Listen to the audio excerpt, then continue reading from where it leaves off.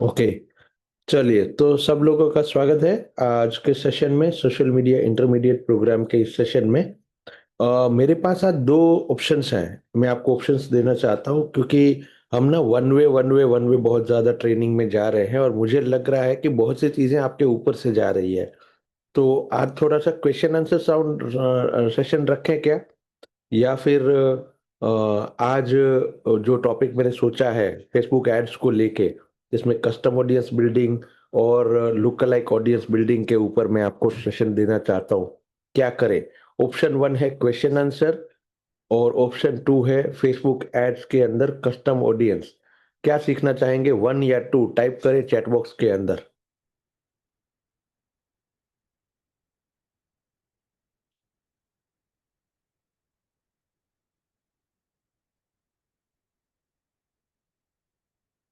Option one, option to.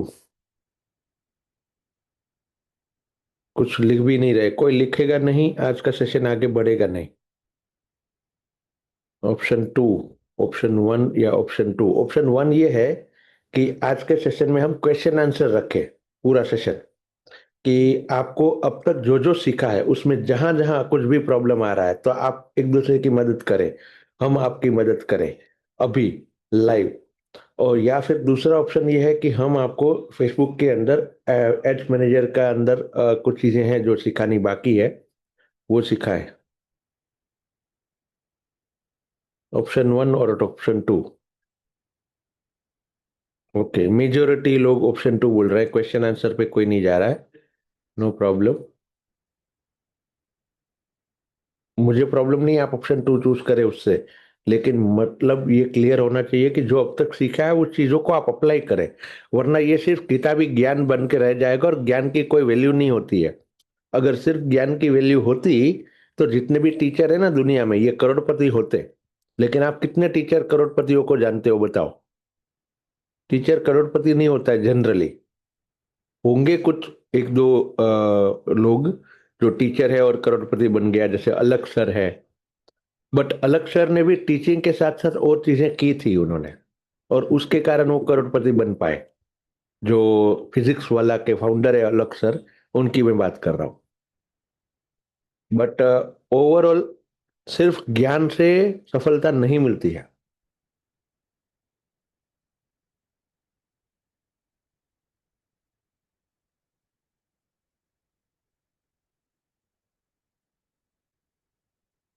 Okay, so overall मुझे लग रहा है सब लोग दो नंबर चाहते हैं, यानी कि फेसबुक एड सीखना चाहते हैं। उसी को स्टार्ट करते हैं, चलिए।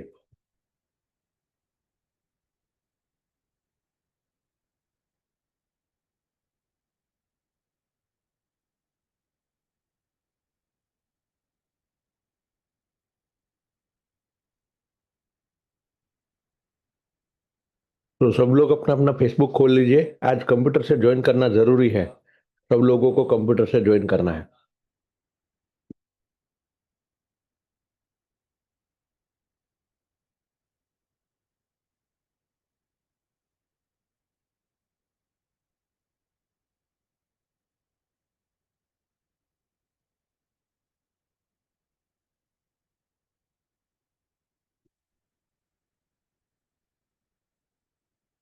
आई होप सब लोगों ने कंप्यूटर से भी ज्वाइन कर लिया है। तो सबसे पहले आपको एड्स मैनेजर में चले जाना है। अपना एड्स मैनेजर अकाउंट आप बना चुके होंगे, वो पार्ट हम ऑलरेडी सिखा चुके हैं। जिसका भी एड मैनेजर नहीं बना, बना लो जल्दी से।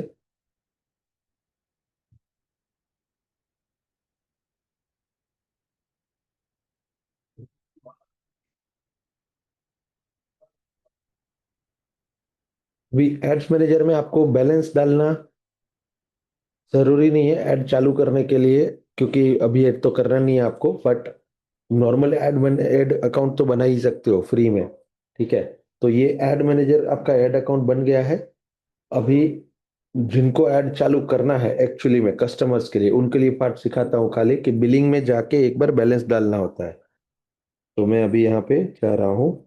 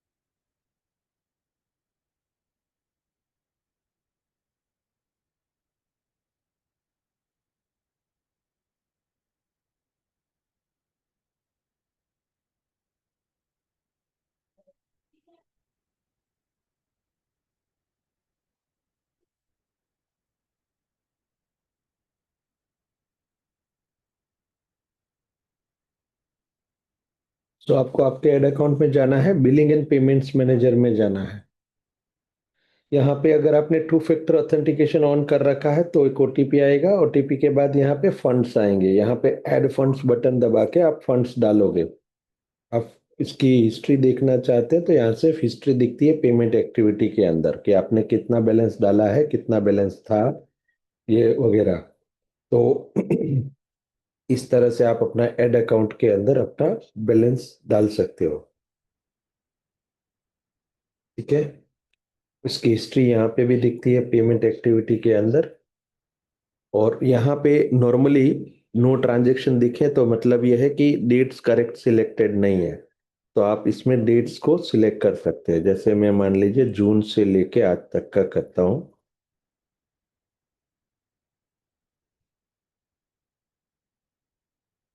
तो पूरी हिस्ट्री आ जाएगी जो भी आपने इस एड अकाउंट में किया होगा पेमेंट।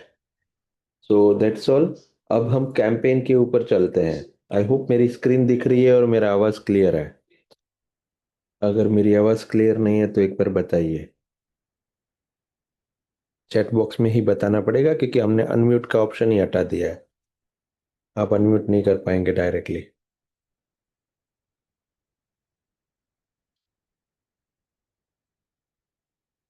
ओके। अब कस्टम ऑडियंस बिल्ड करने के लिए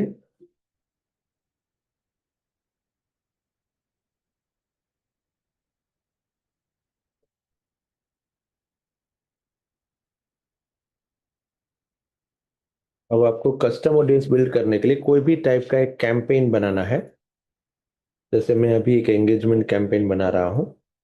कंटिन्यू, मैन्युअल मेथड, कंटिन्यू। और कैंपेन लेवल आप जानते ही हो, सिर्फ कैंपेन लेवल पे आपका गोल सिलेक्ट होता है और कुछ नहीं करना होता। नेक्स्ट, एड सेट लेवल पे आपको ऑडियंस का कंट्रोल मिलता है, तो यहाँ से आप अपना बजट कंट्रोल करते हो, ऑडियंस कंट्रोल करते हो, ये सारी चीजें करते हो। जैसे फॉर एग्जांपल मुझे 100 रुपए का ऐड करना है।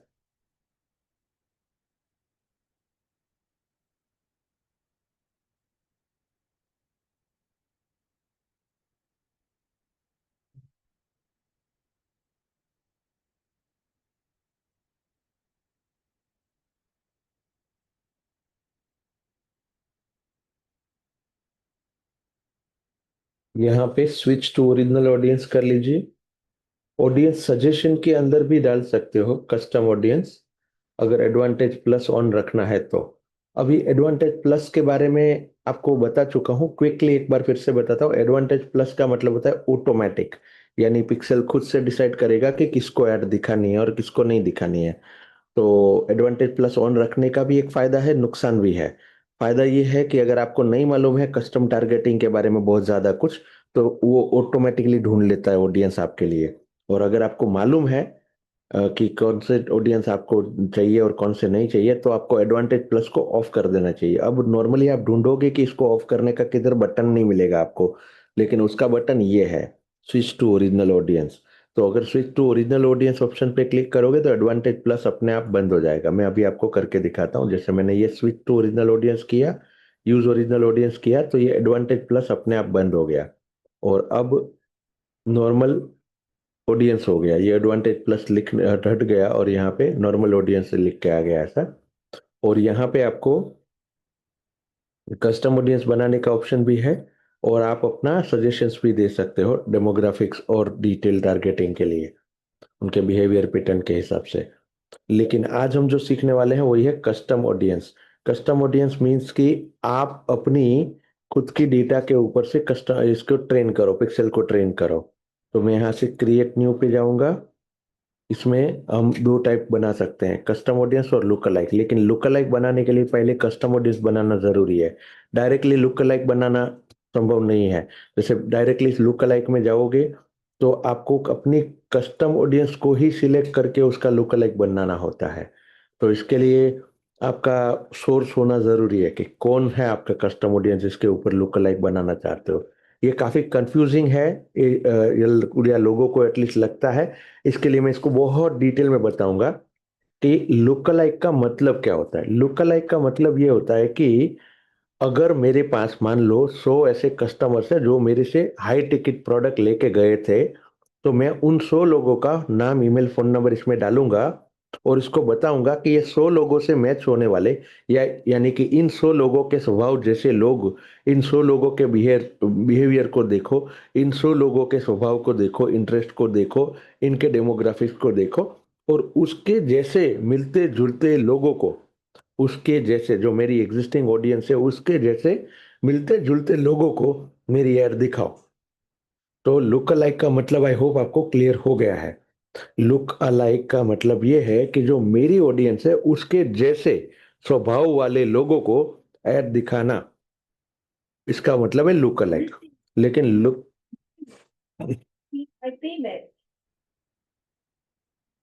So look alike is same, अपना परसेंटेज वाइज जाता है, मतलब कि कितना परसेंट लुक अलाइक चाहिए आपको। यहाँ पे आप नीचे देख रहे हो ये 1%, 2% से लेके 10% है। अच्छा, इसमें 1% का मतलब ये हुआ कि 100 में से 90 लोग ऐसे मिलेंगे, जब आप लुक अलाइक ऑडियंस लगाओगे तो 100 लोगों को जब ये ऐड दिखाएगा, तो 100 में से 90 लोग ऐसे होंगे जो आप जिस प्रकार के स्वभाव वाले लोग, आप जिस प्रकार के बिहेवियर वाले लोग, आप जिस प्रकार के इंटरेस्ट वाले लोग ढूंढ रहे हो, वैसे मिलेंगे 90%। और 10% ऐसी हो ऑडियंस होंगी जो उनका स्वभाव शायद मैच नहीं होता है, होता भी होगा, नहीं भी होता होगा, but that can not be said, मतलब वो हम नहीं कंफर्म कर सकते हैं कि सेम ही होगा, क्योंकि दुनिया में 2 एक जैसे इंसान तो है ही नहीं। उनके जैसे मिलते-जुलते स्वभाव वाले लोग होंगे। जैसे कि मेरा एक स्पेसिफिक टाइप का स्वभाव है ऑनलाइन बाइंग को लेके, मेरा एक बिहेवियर पैटर्न है ऑनलाइन बाइंग को लेके, सोशल मीडिया को लेके। तो मेरे जैसे हज़ारों लोग होंगे, लेकिन वो हज़ारों लोग एग्ज़ैक्टली मेरे जैसे नहीं होंगे, थोड़े बहुत मैच होते होंगे, 90% मैच होते होंगे। तो 1% रखने का मतलब है 90% मैचिंग ऑडियंस चाहते हो आप।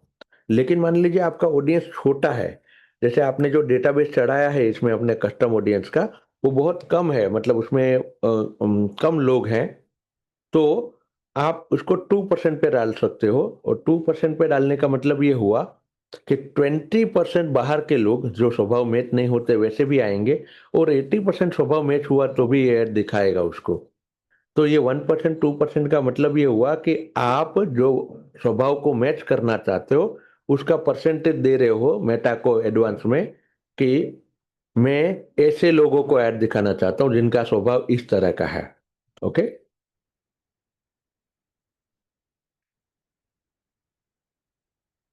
अब हम लुक अलाइक बिल्ड करते हैं। उसके लिए हमें कस्टम ऑडियंस बनानी होगी, तो पहले कस्टम ऑडियंस पे जाते हैं, क्रिएट न्यू पे जाते हैं, कस्टम ऑडियंस पे जाते हैं। अब ये पार्ट एक बार पहले सिखा चुके हैं, लेकिन फिर भी उस दिन इतना डिटेल में नहीं बता पाए थे, तो आज थोड़ा डिटेल में लेने वाले हैं। अ, कौन बता सकता है ये योर सोर्सेस में वेबसाइट लिखा है, इसका मतलब क्या हुआ? मतलब ये कौन-सा ऑडियंस है? कहाँ से लाना है ये ऑडियंस? इसमें हिंट बहुत बड़ी इसके नाम में ही छुपी है, लेकिन फिर भी मैं चाहता हूँ कि आपको क्लैरिटी है कि नहीं, वो चैट बॉक्स में बताएँ। ये वेबसाइट मतलब कौन-सा ऑडियंस हुआ?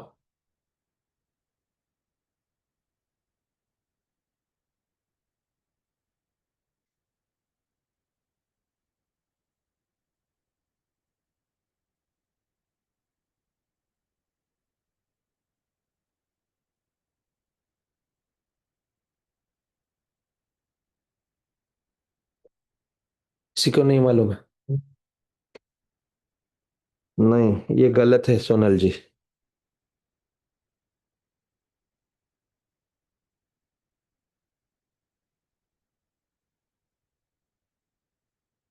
ये बोल रहा है योर सोर्सेस, मतलब कि अपना खुद का सोर्स, हमारा खुद का सोर्स, मेरा खुद का सोर्स। अगर ये मेरा ऐड अकाउंट है तो ये मेरा खुद का सोर्स।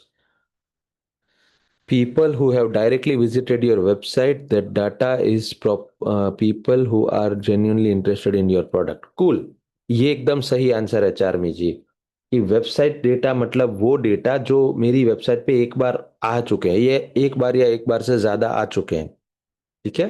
तो इसको कैसे पता चलेगा कि मेरी वेबसाइट पे कोई एक बार आ चुका है? तो उसके लिए हमने पिक्सेल सीखा था, राइट? पिक्सेल को लगाना सीखा था।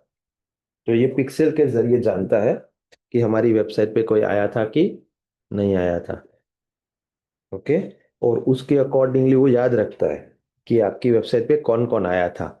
तो आप अपनी वेबसाइट है तो वेबसाइट के डेटा को दे सकते हो और बोल सकते हो कि मेरी वेबसाइट पे जितने लोग आए थे स्पेसिफिक किसी पेज के ऊपर, वो लोगों को मैं अपना कस्टम ऑडियंस बनाना चाहता हूँ। तो मैंने यहाँ पे वेबसाइट चूज किया। और वेबसाइट में ये पूछेगा सोर्स कौन सा है। सोर्स का मतलब है आपके पिक्सेल, आपका पिक्सेल। तो जैसे मेरा ये पिक्सेल है, मैंने पिक्सेल बोला। इसमें इवेंट, इवेंट माने कि मेरी वेबसाइट पे कौन से पेज पे आए थे वो, people who visited a specific web page, people who visited any web page, all website visitors और विजिटेड बाय टाइम स्पेंट, यानी कि जो बंदा आया था और एक स्पेसिफिक मिनट तक रुका था, एक स्पेसिफिक समय तक रुका था। ओके। जैसे 2 मिनट रुका था मेरी वेबसाइट पे एग्जाम्पल के लिए। अब परसेंटाइल मींस मैं इस इन विजिटर को कितना परसेंट लेना चाहता हूँ, यानी कि इसमें से 25%, 10%, 5%, ऐसा 3 ऑप्शन यहाँ पे मिलता है। ऑडियंस रिटेंशन, यहाँ पे मैक्सिमम आप 365 डेज तक ले सकते हो, यानी पिछला 1 साल। Okay, sorry 180 days visited by time spent 180 days, यानी आधा साल तक का आपका लेस आप ले सकते हो। अब यहाँ पे include more people, exclude people ऐसा कर सकते हो। सो इंक्लूड मोर पीपल का मतलब हुआ कि मैं कोई और सोर्स भी दे सकता हूँ, यानी सोर्स मेन ये है और एक सोर्स है, और मीन्स उसके अलावा। तो यहाँ पे मैं दूसरा ऑडियंस ले सकता हूँ, जैसे कि कोई स्पेसिफिक पेज को व्यू किया था, विच पेज कंटेन्स, और इक्वल्स भी रख सकते हो, इक्वल्स एंड अपना यूआरएल यहाँ पे डाल सकते हो।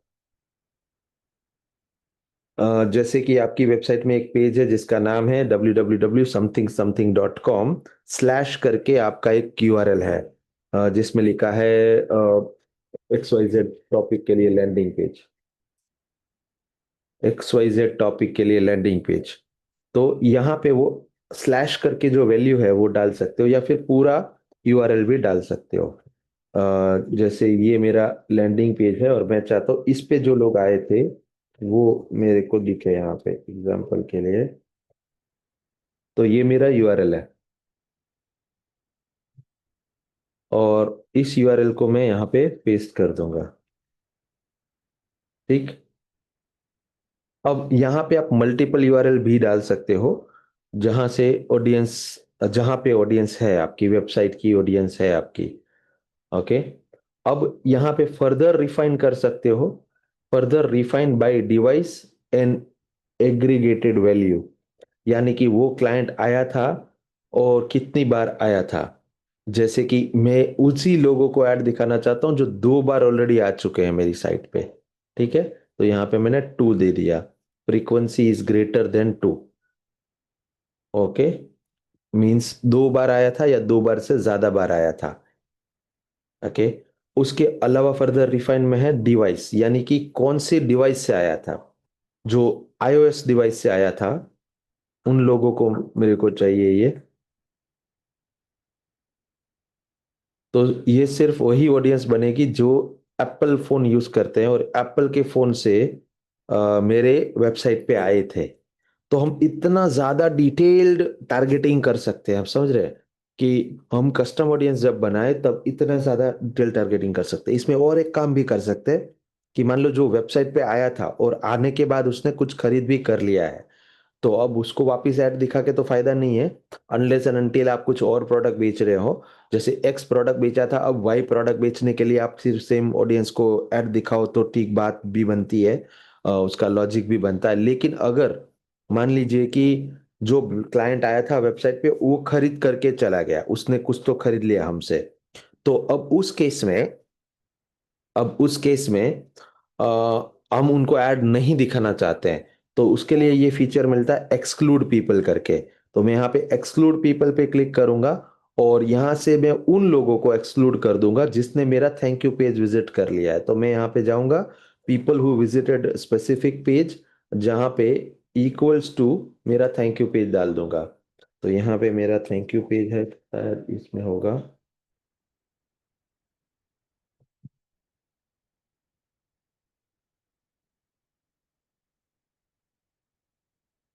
मेरे को ये फिल करना होगा थैंक यू पेज के लिए। Let's assume this is a thank you page.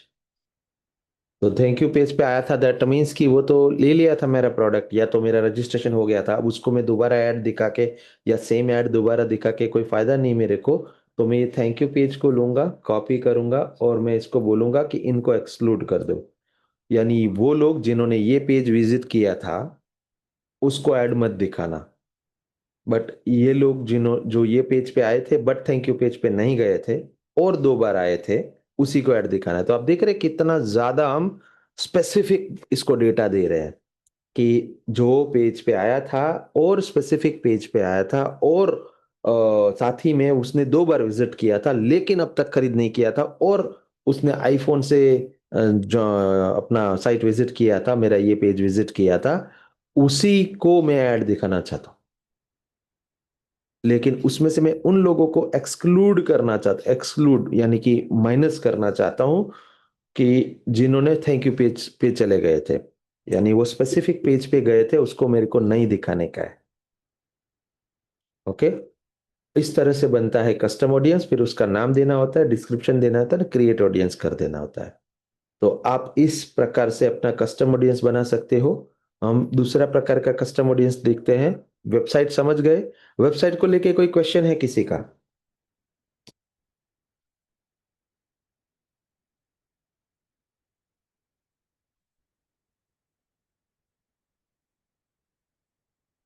किसी का क्वेश्चन हो तो चैट बॉक्स में पूछिए। वेबसाइट डेटा में अंदर ये लुकलाइक में कुछ समझ नहीं आया, ऊपर से गया हो तो लिखिए। ये खाली हाँ जी हाँ मत करिएगा, समझना पड़ेगा। ये ओ किसने लिखा है, DNTX, ये कौन है? इसको मैं पहले तो अनम्यूट करके पूछता हूँ, ये है कौन? ये DNTX कौन है भाई? अनम्यूट करो आप अपना रीनेम कर लो ना, जूम में रीनेम करो। VM राव सर ये। वूम राव है बट उसका नाम इसमें गलत सा लिखा है कुछ तो। अच्छा, कहाँ लिखना है सर आप ये? ये जूम में लिखा होता है, आपको रीनेम बटन दबाना है, पार्टिसिपेट्स पे जाइए। सबसे ऊपर आपका नाम दिखेगा जिस पे लिखा है DNTH5BXLXOSSY, ऐसा कुछ। अच्छा, आपको मेरे अपना मेरे नाम को रीनेम बोलना करना है है क्या? जूम में। आपको ओके जूम में जाके रीनेम करने का। हाँ,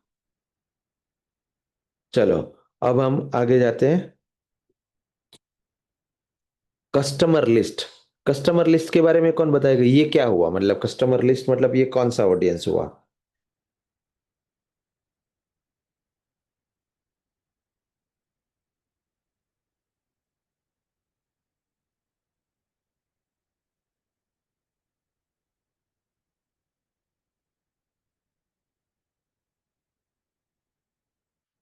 कस्टम ऑडियंस मतलब क्या हुआ दोस्त?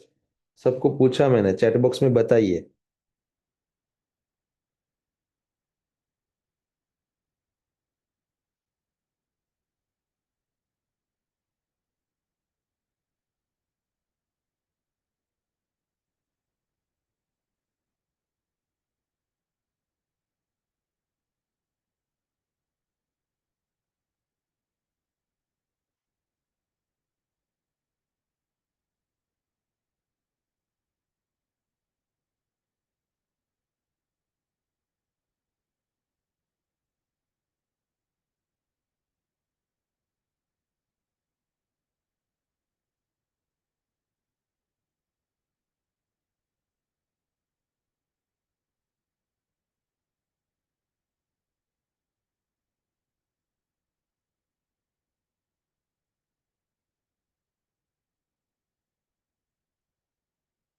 Create our audience local.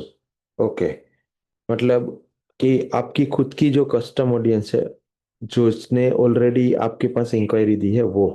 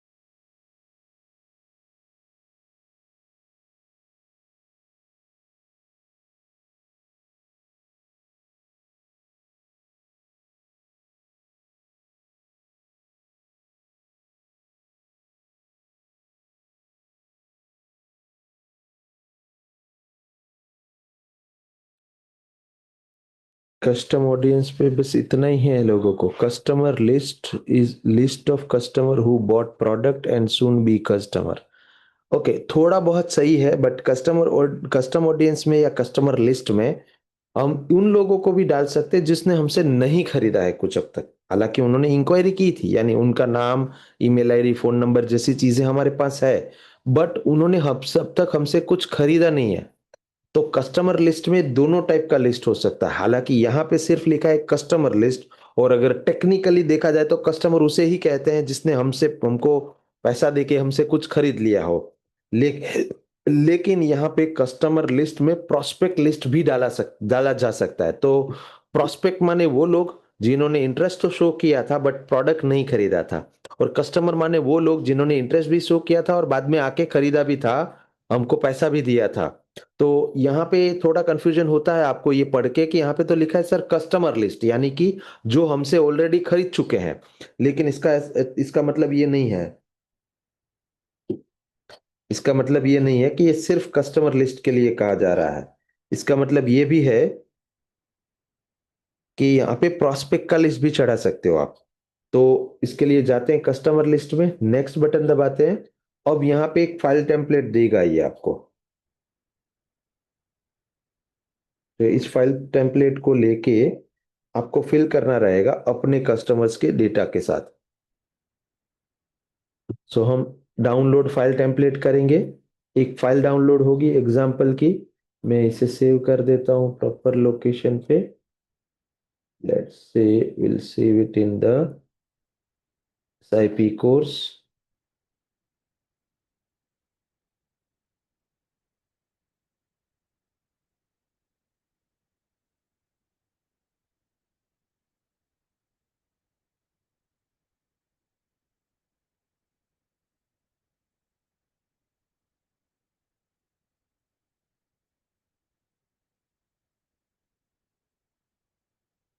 अब ये फाइल डाउनलोड हो चुकी है। अब ये फाइल को हम खोल सकते हैं शीट्स में, गूगल शीट में ही प्रेफर करता हूँ। वैसे आप एक्सेल यूज करते हो तो वो भी चलता है, कोई फर्क नहीं पड़ता शीट से कि कौन सा यूज कर रहे हो। Now I open this, I import the file जो मैंने सैंपल शीट डाउनलोड की थी उसको मैं ब्राउज करके ओपन करूंगा। तो लेट्स गो हियर, हियर,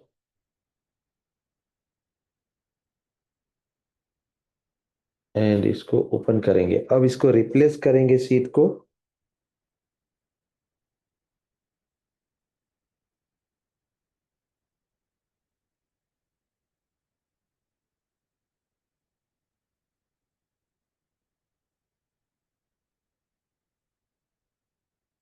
કર્યો ફોન વન તો વીટીઓ કરી નાખજે ના કાઢી એટલે બધું ભેરું જ દેવું જોઈએ પછી એક વાહન એક મોર મીટિંગ કરી ના કરાય टाइम થઈ जाएगा टाइम नाउ ये आपको पहली बार जब इंपोर्ट करेंगे ना तो ये कन्वर्ट टेक्स्ट टू नंबर्स पूछेगा, तो ये यहाँ पे कन्वर्ट नहीं करना है।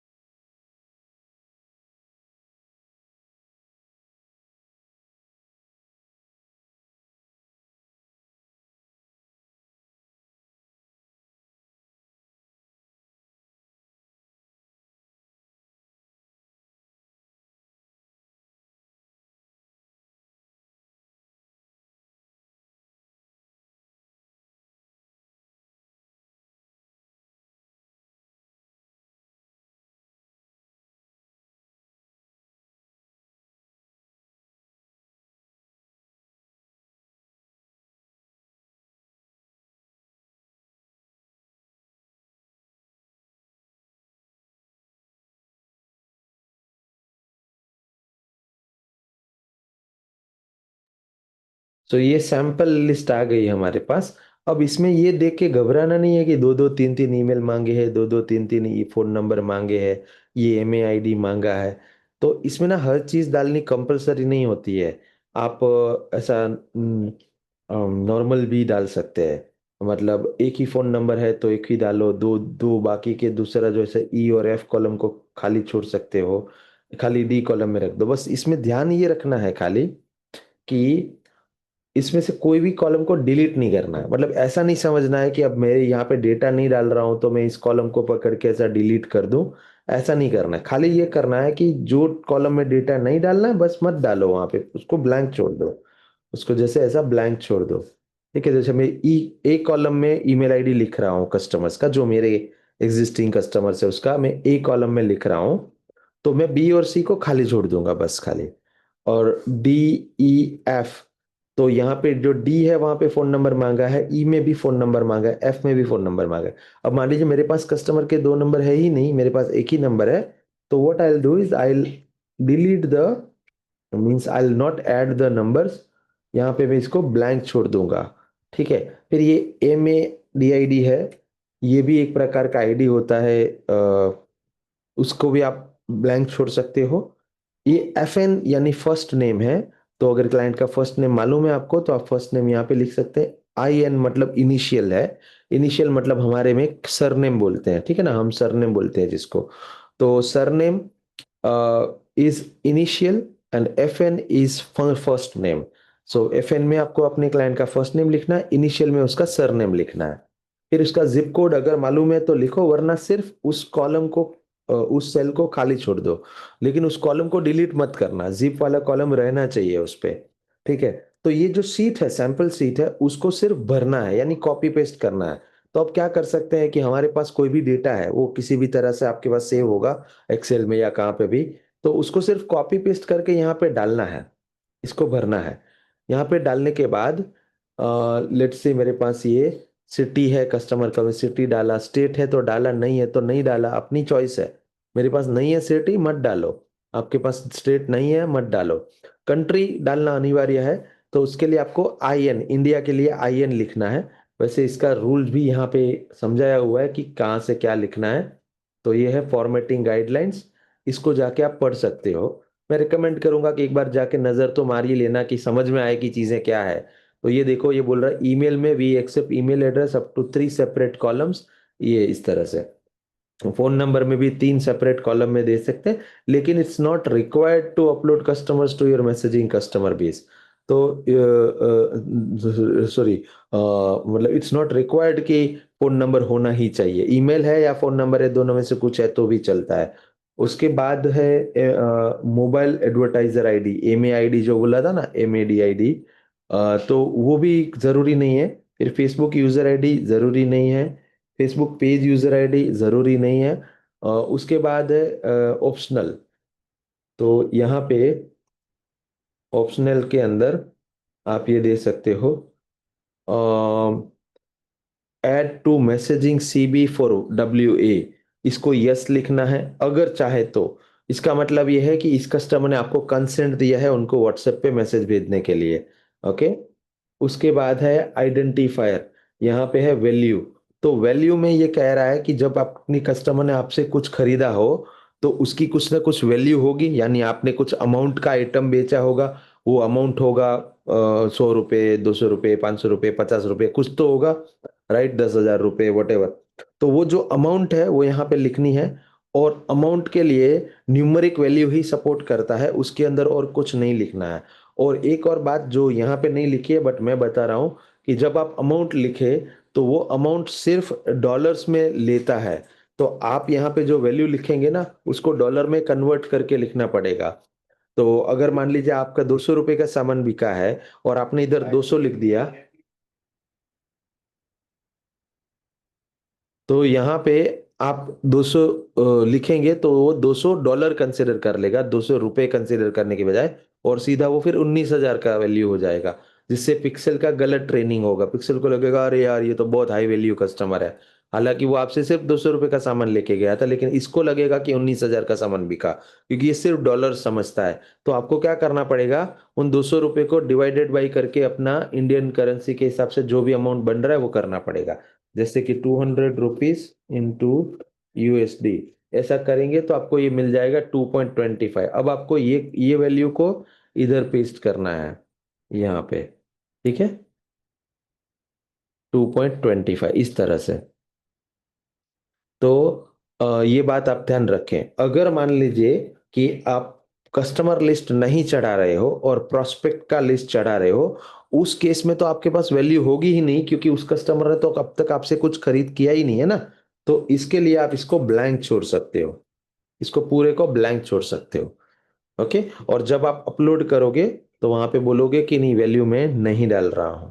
ओके, उसके बाद ये स्टेट कंट्री वाला समझ गए। डेट ऑफ बर्थ है तो डालो, डेट ऑफ बर्थ ईयर अगर है तो डालो, नहीं तो खाली छोड़ सकते हो। जेंडर खाली छोड़ सकते हो, अगर मालूम है तो लिखो। एज खाली छोड़ सकते हो अगर नहीं मालूम है तो। और यूआईडी ये भी खाली छोड़ सकते हो नहीं मालूम है तो। मतलब इसमें कंपलसरी क्या क्या हो गया, ईमेल आईडी या तो फोन नंबर होना ही चाहिए, और नाम होना ही चाहिए, और कंट्री होना ही चाहिए। और अगर आपके कस्टमर की लिस्ट चढ़ा रहे हो जिसमें उसने आपसे कुछ सामान खरीदा था, तो आप उसकी डॉलर में वैल्यू चढ़ाओगे। लेकिन ऐसा नहीं कर सकते कि इसमें आधे कस्टमर है आधे प्रोस्पेक्ट है। जब आप लिस्ट चढ़ाओ तो दोनों सेपरेट लिस्ट बना लो, एक कस्टमर का और एक प्रोस्पेक्ट का। क्योंकि प्रोस्पेक्ट का लिस्ट होगा उसमें वैल्यू नहीं डालोगे, और जो कस्टमर का लिस्ट होगा उसमें आप वैल्यू डालोगे। वैल्यू मीन्स उसने आपसे कितने रुपए का सामान खरीदा। ये समझ में आया? कोई सवाल है इसको लेके? प्लीज सवाल लिखो चैट बॉक्स में जल्दी से, अगर आपको कोई सवाल है तो।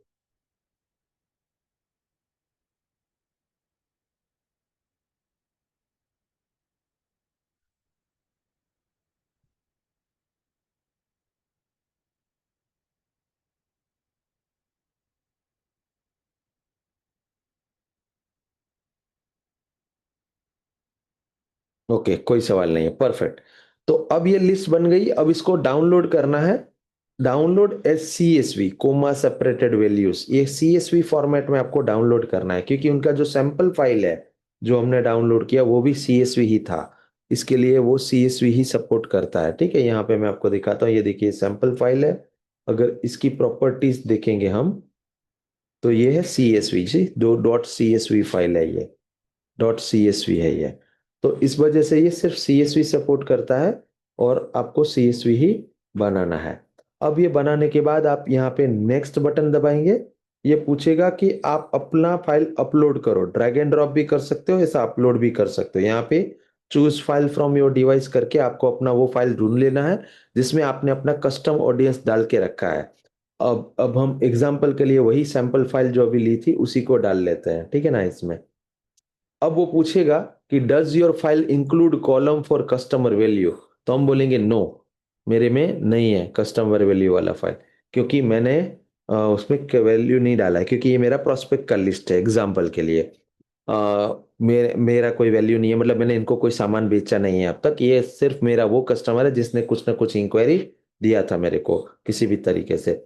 उसके बाद है ऑडियंस लेबल, यानी इस पे हम कुछ तो लेबल लगा सकते हैं, जैसे कि ये लीड क्वालिफाइड लीड्स हैं या डिसक्वालिफाइड लीड्स हैं, या ये हमारे एग्जिस्टिंग कस्टमर्स हैं जो हमारे ऑलरेडी कस्टमर बन चुके हैं, यानी उनको उन्होंने हमको ऑलरेडी पैसा दे दिया है।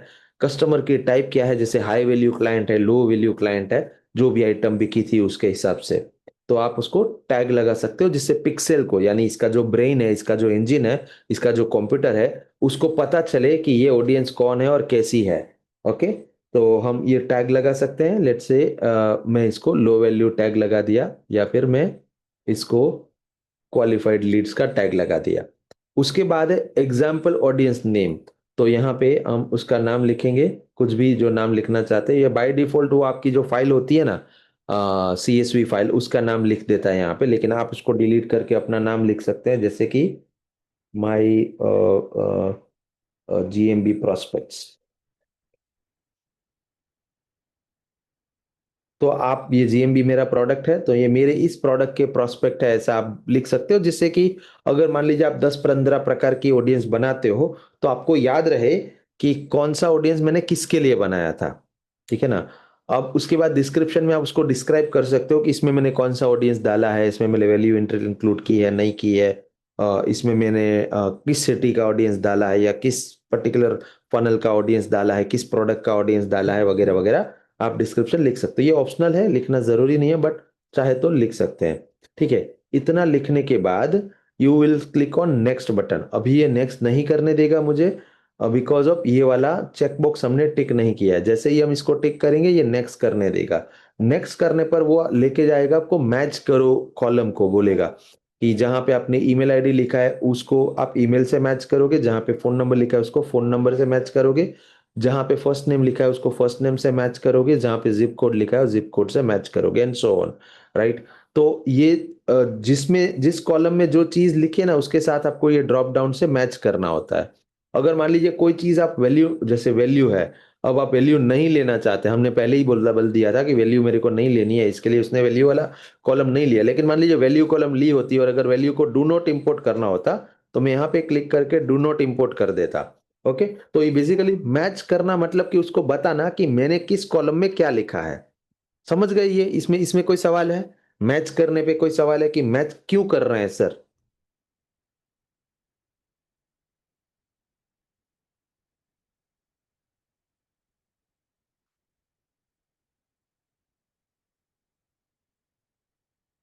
किसी को सवाल है? ठीक है, मुझे लगता है समझ में आ गया। तो हमने मैच कर लिया, उसके बाद इंपोर्ट एंड क्रिएट बटन दबाएंगे तो वो अपलोड होने लगेगा। फाइनली एक कंफर्मेशन पूछेगा कि मैं अपलोड कर दूं क्या, बस फिर आप कंफर्म करोगे तो वो ऑडियंस आपकी बन जाएगी यहाँ पे क्रिएट ऑडियंस कस्टम ऑडियंस के अंदर। ओके, अब वो ऑडियंस फिर यहाँ पे कस्टम ऑडियंस को जब सर्च करोगे ना तो वो यहाँ पे दिखेगी, यहाँ पे। जैसे मैंने देखो ये अपना वेबसाइट का एक ऑडियंस बना के रखा हुआ है। उस कस्टम ऑडियंस के ऊपर अब हम जो भी हमने कस्टम ऑडियंस बनाई उस कस्टम ऑडियंस के ऊपर हम अब लुक अलाइक ऑडियंस बना सकते हैं। तो चलिए लुक अलाइक बनाने का भी दिखाता हूं मैं एक कस्टम ऑडियंस के हिसाब से। मैं अपना एक कस्टम ऑडियंस सर्च कर लेता हूं।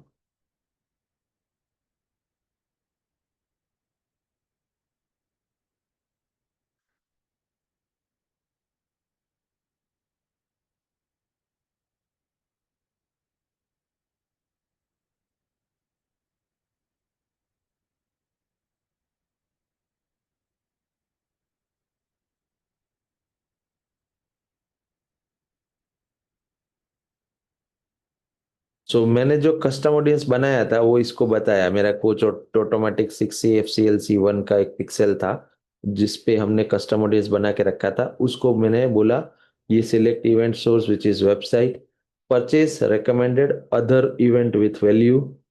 तो हम उसमें क्लिक करेंगे other event with value, and यहाँ पे वो इवेंट चूज करेंगे जिस इवेंट के ऊपर हमने पिक्सल डाल के रखा है, जैसे कि ऐड टू कार्ट या फिर जैसे कि लीड। ठीक है, and next we will choose this country की कौन सी कंट्री से ये कस्टम ऑडियंस उठाना है। यानी मेरे को इंडिया में ऐड चलानी है तो मैं इंडिया, इसमें आप बेसिकली अपनी जो कंट्री या तो रीजियन वाइज टारगेट कर सकते हो।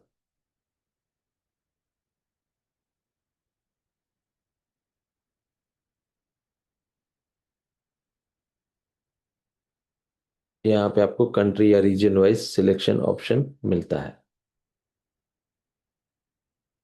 उसके बाद select audience size, number of look alike audience which is 1 या 2 अगर करूंगा तो 2% हो जाएगा। 2% माने कि 80% मैचिंग स्वभाव वाले लोग, 20% शायद मैच ना हो रहे होंगे तो भी चलेगा। तो आप परसेंटेज जितना हायर करोगे उतनी रैंडम ऑडियंस आएगी, परसेंटेज जितना लोअर रखोगे, और 1% मिनिमम रखना है, तो जितना परसेंटेज लोअर रखोगे उतनी स्पेसिफिक ऑडियंस आएगी, उतनी बहुत ही डायरेक्ट ऑडियंस आएगी। लेकिन अगर आपने जो सोर्स दिया है वो सोर्स की डेटा ही बहुत छोटी है, यानी उसमें सिर्फ 100 लोगों का नंबर है, तो फिर आपका लुक अलाइक ऑडियंस में आपको परसेंटेज बढ़ाना ही पड़ेगा ना चाहते हुए भी। तो जितना बड़ा ऑडियंस उतनी अच्छी लुक अलाइक बनेगी आपकी। और लुक अलाइक से क्या हो जाता है, वो उसी प्रकार के लोगों को ऐड दिखाता है जो आपकी एग्जिस्टिंग ऑडियंस से स्वभाव जिनका मैच होता है, जिनका इंटरेस्ट मैच होता है, जिनका बिहेवियर मैच होता है। Okay, and then you will click on create audience और आपका लुक अलाइक ऑडियंस बन जाएगा। समझ गए? तो कस्टम ऑडियंस बनाने के बाद ही लुक अलाइक ऑडियंस बन सकता है, ये बात तो आपको समझ आ गई होगी। ठीक है, अब कस्टम ऑडियंस में और प्रकार के ऑडियंस बताता हूं, जैसे कि ऐप एक्टिविटी, यानी आपकी कोई खुद की एप्लीकेशन है और आप ये चाहते हो कि मेरी ऐप पे आके जिसने रजिस्टर किया है या फिर मेरी ऐप पे आके स्पेसिफिकली कुछ बाई किया है या सब्सक्राइब किया है या किसी चीज को बाई करने में इंटरेस्ट दबा दिखाया है या फिर किसी ने मेरी ऐप पे आके अपग्रेड नाउ बटन दबाया था लेकिन अपग्रेड में पेमेंट नहीं दिया था, बाउंस हो गया था, कार्ट अबंडन कर दिया था, तो उस केस में आप ऐप एक्टिविटी का भी कस्टम ऑडियंस बना सकते हो। लेकिन ऐप एक्टिविटी का कस्टम ऑडियंस बनाने के लिए एक रूल ये है कि आपको पहले ऐप बनाना पड़ेगा। तो ये फेसबुक का एक अकाउंट होता है जिसको फेसबुक डेवलपर अकाउंट बोलते हैं। मैं खाली दिखाता हूँ आपको। फेसबुक डेवलपर, तो developer.facebook.com करके एक ये रहता है। वहां पे जाके आपको अपना ऐप बनाना पड़ता है। ठीक है, आपको पहले लॉगिन करने को पूछेगा, मैं यहाँ पे लॉगिन करने को बोलूंगा और फिर मैं माई एप्स में जाऊंगा और यहाँ पे मेरे को मेरा ऐप दिखेगा।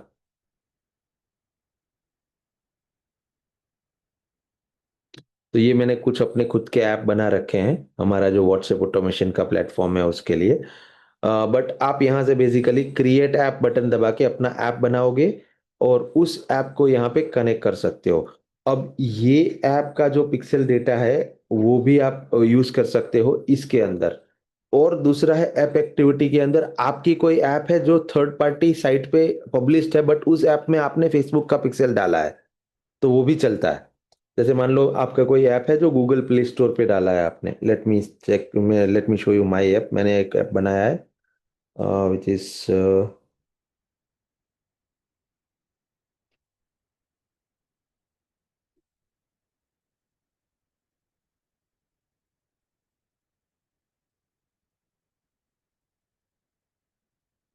सो ये एक ऐप है हमारा जो हमने गूगल प्ले स्टोर पे डाल रखा है।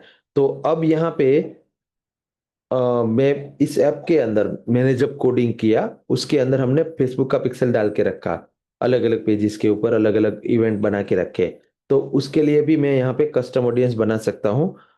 जिसने भी मेरी ऐप पे आए थे, जो मेरी ऐप के ऊपर स्पेसिफिक किसी पेज पे गए थे या मेरी ऐप के ऊपर स्पेसिफिकली मेरा कोई पेड प्लान बाई करने का इंटेंट दिखाया था। उसके बाद है ऑफलाइन एक्टिविटी। तो ये कस्टमर लिस्ट और ऑफलाइन एक्टिविटी ऑलमोस्ट सिमिलर सा है। ऑफलाइन एक्टिविटी मान लीजिए कि आपने कोई इवेंट किया था, आपने किसी इवेंट के अंदर अपना कैनोपी लगाया था।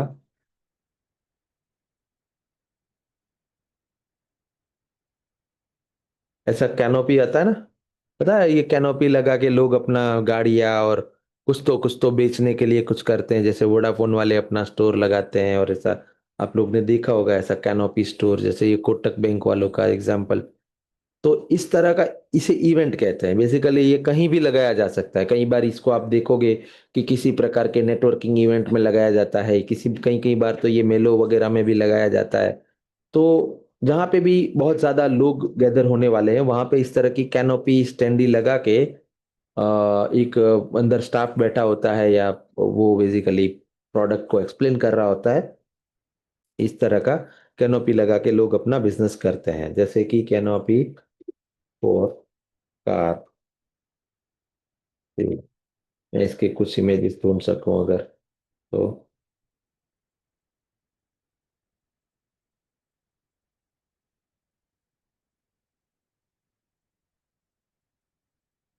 हाँ ये देखिए, एग्जाम्पल के लिए ये देखिए, ये कोई कंपनी है जो एस क्रॉस कार बेच रही है, सुजुकी कंपनी की, मारुति सुजुकी कंपनी की। और वहां पे उन्होंने कैनोपी लगाया और यहाँ पे कार रख के अपना कार बेच रहे हैं और फिर ये इतना यहाँ पे जो सेल्समैन होते हैं वो उस कार का टेस्ट ड्राइव वगैरह देते हैं। ठीक है, तो इस तरह से भी इसे भी इवेंट माना जाता है। तो ये इवेंट डेटा ऑफलाइन एक्टिविटी कहा जाता है। और ऑफलाइन एक्टिविटी को सिलेक्ट करके नेक्स्ट करोगे तो वहां पे आपकी जो ऑफलाइन एक्टिविटी है उसका सोर्स डिसाइड करना पड़ेगा कि कहाँ से ये डेटा लेके आ रहे हो आप। तो अगेन ऑफलाइन ऑफलाइन एक्टिविटी के लिए आप अपना कोई भी एक पिक्सेल ये कर सकते हो। और ये ऑफलाइन एक्टिविटी में जो भी कस्टमर ने रजिस्टर किया इस ऑफलाइन एक्टिविटी के लिए वहां पे इस डेटा को दिखा सकते हो। एक second.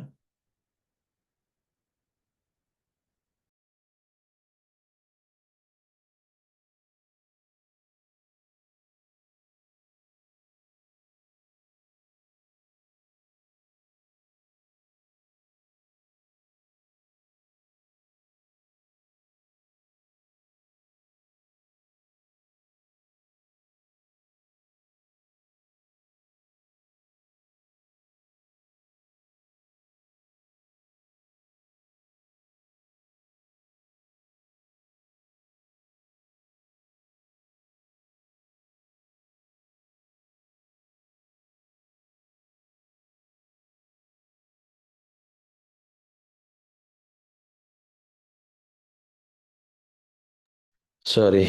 Yes. So this is same like pixel event. So for example किसी ने इवेंट पे कुछ बुकिंग करवाया है तो उसका डेटा आपके पास आपके वेब पिक्सल पे होगा, तो वहां से लेके दे सकते हो।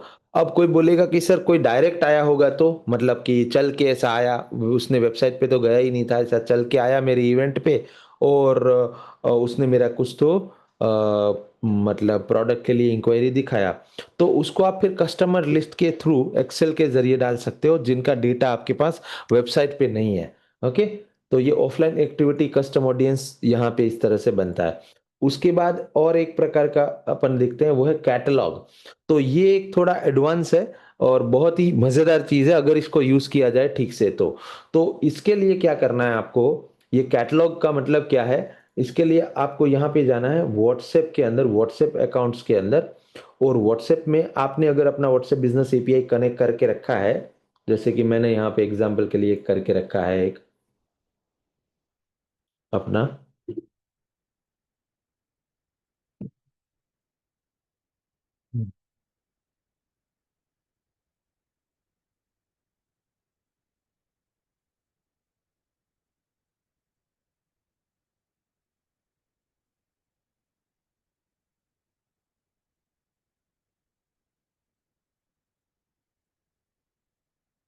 तो आपको व्हाट्सएप मैनेजर में जाना है, यहाँ पे व्हाट्सएप मैनेजर दिखेगा उस पे। मेरा इस अकाउंट में नंबर कनेक्टेड नहीं है इसीलिए मैं, बट यहाँ पे देखिए आप, ये कैटलॉग पे जाना है और यहाँ पे चूज कैटलॉग करना है, और आप अपना कोई भी एक कैटलॉग यहाँ पे बना सकते हो। जैसे ये मैंने सोशल मीडिया मैनेजर करके कैटलॉग बनाया था पहले, वो कैटलॉग आपको दिखेगा। सो कैटलॉग बनाने के लिए business.facebook.com कॉमर्स कैटलॉग्स, ये उसका यूआरएल है। यहां से आप ऐड प्रोडक्ट बटन दबा के अपना कैटलॉग बना सकते हो। ठीक है। सो ये वो कैटलॉग है जो व्हाट्सएप में दिखते हैं ना, आप लोग जो व्हाट्सएप नॉर्मल यूज करते हैं वो।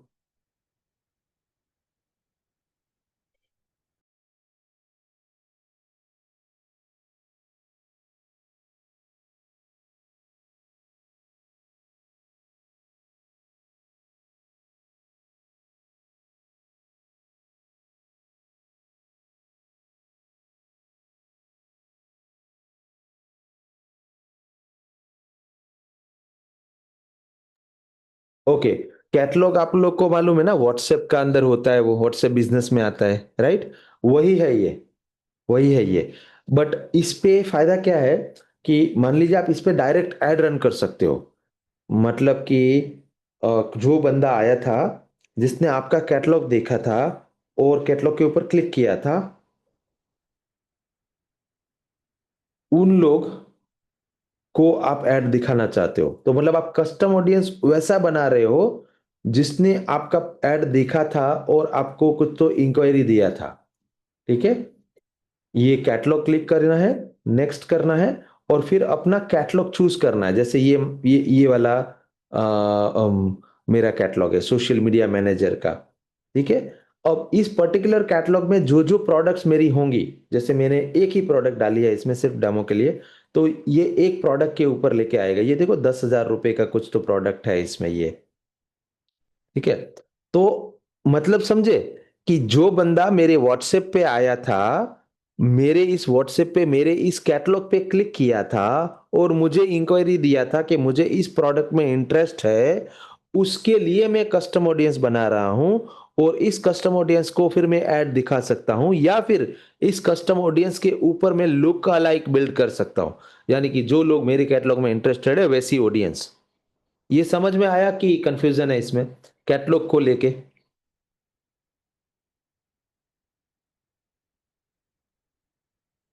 कोई कंफ्यूजन है तो पूछो। ठीक है, क्लियर है, परफेक्ट। तो ये हो गया हमारा सोर्स। कस्टम ऑडियंस में हमारे ये 5 सोर्स है: website, customer audience, custom audience sorry, customer list, prospect list. इसे कस्टमर लिस्ट कहते हैं, लेकिन इसमें मैंने जैसे बताया इसमें प्रोस्पेक्ट लिस्ट भी डाल सकते हैं। फिर ऐप एक्टिविटी ऑफलाइन और कैटलॉग, ये 5 अपने खुद के सोर्स है, योर सोर्स। फिर अगर आप देखोगे तो यहाँ पे मेटा सोर्सेस दिखेंगे आपको। मेटा सोर्सेस माने मेटा के अंदर कुछ एक्टिविटी हुई है, वो वाला सोर्स। यानी एग्जाम्पल के लिए मान लीजिए मैंने अपने फेसबुक में जाके ना, एग्जाम्पल के लिए मैंने फेसबुक पे जाके मेरे खुद के पेज पे कुछ तो वीडियो डाला है, लेट्स से।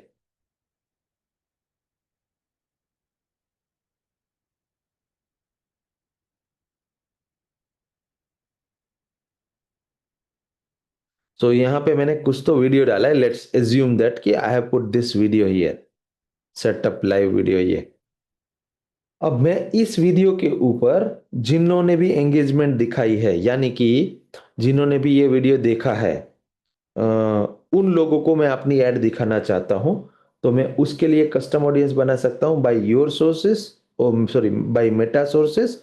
एंड उसमें से मैं वीडियो को चूज करूंगा, फिर उन्हें नेक्स्ट करूंगा, फिर मैं अपनी वो एंगेजमेंट की रेशियो चूज करूंगा कि कितना देर तक देखा था किसी ने।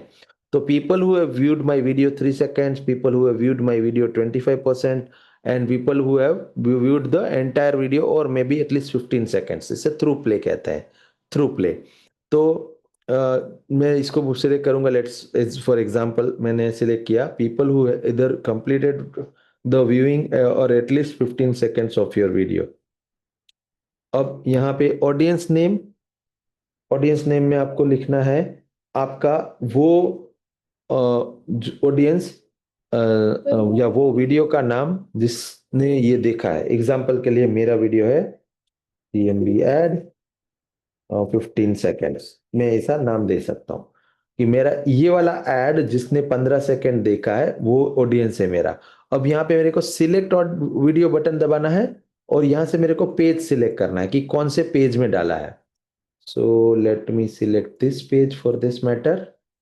और इस पेज में मैंने ये वाला वीडियो जो है ना, ये वाला वीडियो ये 3000 लोगों ने देखा है। तो मैं इसको सिलेक्ट करूंगा एंड देन कंफर्म। तो ये वो लोग हो जाएंगे जिन्होंने ये वाला वीडियो 15 सेकेंड तक देखा है एटलीस्ट। और फिर मैं उसको क्रिएट ऑडियंस करके अपना एक ऑडियंस बना सकता हूँ। ये समझ में आया वीडियो वाला, कि हमने जो वीडियो डाले हैं हमारे सोशल मीडिया पे, हमारे फेसबुक पे, चाहे वो ऐड के रूप में डाले हो या ऑर्गेनिकली डाले हो, डजंट मैटर, बट उन वीडियोस पे जो एंगेजमेंट आई है, यानी उन वीडियोस को किसी ने देखा है, उस ऑडियंस को आप स्पेसिफिकली रीटारगेट कर सकते हो। तो ये कस्टम ऑडियंस का रीटारगेटिंग में भी पर्पस हो सकता है, वो यूज किया जा सकता है। और इस कस्टम ऑडियंस के ऊपर लुक अलाइक भी बिल्ड किया जा सकता है। जिन्होंने भी ये वीडियो देखा होगा उनको जरूर हमारे प्रोडक्ट में इंटरेस्ट होगा, और अगर उनको इंटरेस्ट है तो उनके जैसे स्वभाव वाले और लोगों को भी इंटरेस्ट हो सकता है। इसके लिए हम इसका लुक अलाइक भी बिल्ड कर सकते हैं। तो ये हो गया आपका custom audience for Meta source videos. उसमें दूसरा है मेटा सोर्स में इंस्टाग्राम अकाउंट। यानी आपके इंस्टाग्राम अकाउंट पे आके किसी ने आपके इंस्टाग्राम अकाउंट को जो है फॉलो किया है, people who have engaged with your professional account, यानी people includes people who visited the profile or took an action on this post or ad, such as like, comment, save, carousel swipes or button taps or shares। Okay, तो मतलब कि कोई भी ऐसा व्यक्ति जिसने मेरे इंस्टाग्राम पे आके मेरे किसी पोस्ट के ऊपर कमेंट किया है या मेरी किसी पोस्ट के ऊपर क्लिक किया है, वैसे लोग। फिर ये उसमें बहुत सारे ऑप्शंस हैं, जैसे ये people who started following you, यानी मेरे फॉलोवर्स। मैं सिर्फ अपने फॉलोवर्स का कस्टम ऑडियंस बना सकता हूँ कि मेरे फॉलोवर्स है उसी को ऐड दिखाओ। ठीक है, उसके बाद है people who visited this professional accounts profile, यानी कि वो लोग जिन्होंने सिर्फ विजिट किया था, उन्होंने कुछ क्लिक नहीं किया था लेकिन ये प्रोफेशनल अकाउंट खोला था। उसके बाद है people who engage with your any post और एड, मतलब जिन्होंने आपकी पुरानी किसी एड के ऊपर या किसी पोस्ट के ऊपर, रील के ऊपर कुछ एंगेजमेंट दिखाया था। एंगेजमेंट दिखाने का मतलब है लाइक करना, कमेंट करना, सेव करना, कराउसेल को स्वाइप करना या बटन को टैप करना। ठीक है, तो आप इस तरह से कस्टम ऑडियंस बना सकते हो इंस्टाग्राम के बिहेवियर के हिसाब से भी। और फिर उसका भी उपयोग आप रीटारगेटिंग के लिए या फिर आप उसका उपयोग लुक अलाइक बिल्ड करने के लिए कर सकते हो। फिर कस्टम ऑडियंस के अंदर है लीड फॉर्म, यानी आपने जो इंस्टेंट फॉर्म बनाए हैं वो इंस्टेंट फॉर्म जिसने भी भरा है वो ऑडियंस, आपने जो इंस्टेंट फॉर्म बनाया है वो जिसने भी भरा है वो वाला ऑडियंस। उसके बाद है इवेंट्स, यानी ये वो लोग हैं जिन्होंने आपके कोई टिकट्स खरीदे हैं या आपके किसी इवेंट में इंटरेस्ट दिखाया, आपको पता है फेसबुक में एक इवेंट्स नाम का ऑप्शन आता है।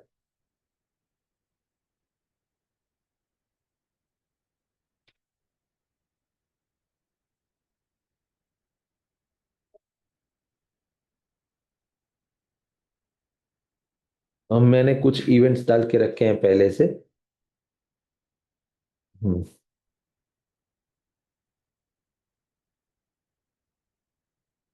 मैं दिखाता हूँ आपको। यहाँ पे होता है इवेंट्स। सो फेसबुक में इवेंट्स नाम का एक ऑप्शन रहता है, आप इवेंट्स बना सकते हो और इवेंट्स में लोगों को बुला सकते हो। जैसे मैं आपके सामने एक बना के दिखाता हूँ अभी, ठीक है ना, ये हमारे इवेंट है। अब आप ये क्रिएट न्यू इवेंट बना के अपना खुद का इवेंट बना सकते हो। तो जो लोगों ने आपकी इवेंट में इंटरेस्ट दर्शाया है उन लोगों को भी आप कस्टम ऑडियंस बना सकते हो। तो मैं यहाँ पे इवेंट चूज करूंगा, नेक्स्ट करूंगा, फिर मेरा जो भी इवेंट है मेरे किसी भी पेज के ऊपर, जैसे कि ये मेरा पेज है, मेरे इस पेज में मेरा जो भी इवेंट है, ये देखो मैंने बहुत सारे इवेंट बना के रखे हैं। जैसे free power BI course, landing page builder, ये व्हाट्सएप ऑटोमेशन मास्टर क्लास, तो ये सारे इवेंट है। अब ये इवेंट में से जो भी पिछले एक साल में मेरे इवेंट के ऊपर कुछ तो इंटरेस्ट शो किया होगा, पीपल हु रिस्पॉन्डेड गोइंग और इंटरेस्टेड, यानी कि जिसने भी ये इवेंट के ऊपर ये इंटरेस्टेड वाला बटन दबाया या ये गोइंग वाला बटन दबाया, तो वो लोग, ठीक है, ये गोइंग या इंटरेस्टेड वाला बटन दबाया वो लोग, ओके। सेरेब्रल पाल्सी डे, कुछ तो डे मना रहे हैं ये लोग।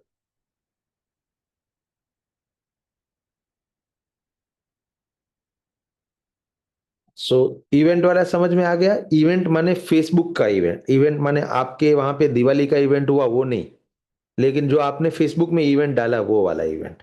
तो उसमें उन लोगों को रिटारगेट किया जा सकता है या उसके ऊपर से लुक अलाइक बिल्ड किया जा सकता है इवेंट्स के ऊपर से। फिर ये इंस्टेंट एक्सपीरियंस, तो इंस्टेंट एक्सपीरियंस ना फेसबुक का एक ये रहता है फीचर, जैसे कि इंस्टेंट एक्सपीरियंस दिखाने के लिए मैं कहाँ से दिखाऊं, फेसबुक में, ये इंडिया में बहुत फेमस नहीं है, बहुत कम लोग जानते हैं इसके बारे में। फेसबुक इंस्टेंट एक्सपीरियंस का एग्जांपल यहाँ से दिखा देता हूँ, चलो Facebook instant experience.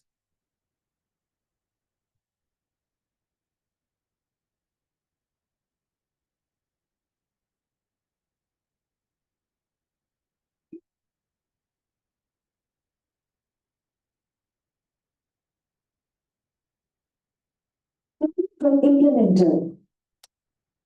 So full screen instant experience that opens when people tap on your ad or mobile device, highlight your brand, product, and services usually. Use instant experience to capture the attention of your audience, tell the story about your brand, highlight the product or service, or add more content on your ad. ठीक है, instant experiences पे जाके दिखाता हूं मैं आपको। Instant experience, in an instant experience, people watch videos, swipe through photos or carousel, view products or catalogs, explore images and buttons on the website. Okay, the available placement is blah blah blah. Okay, तो custom experience का example समझाने के लिए मैं कुछ एक image दिखाना चाहता हूँ, ढूंढ रहा हूँ अगर मिल जाए तो, ठीक है।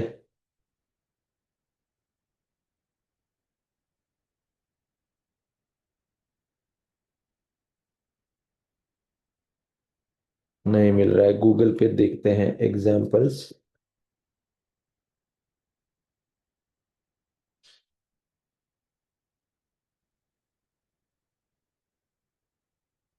छोटा वाला कोई मिल ही नहीं रहा, लंबा लंबा है। चलो मैं फोटोज में ढूंढता हूँ।